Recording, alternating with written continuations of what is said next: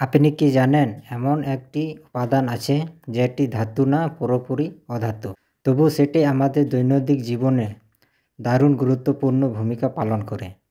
এর নাম হলো বোরন।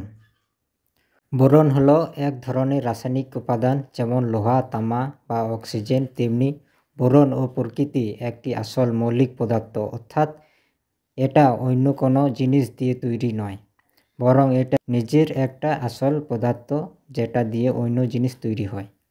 আমরা দেখব বোরন কি দিয়ে গঠিত। বোরনের ভিতরে থাকে ছোট ছোট, যেগুলো হলো প্রোটন, নিউট্রন, ইলেকট্রন। একটি বোরনে পরমাণু থাকে 5টি প্রোটন, 5টি ইলেকট্রন আর প্রায় 5 থেকে 6টা নিউট্রন। এই ছোট ছোট কণাগুলি মিলিয়ে তৈরি হয় একটি বোরনের পরমাণু, আর সে পরমাণু হচ্ছে বোরনের আসল গঠন।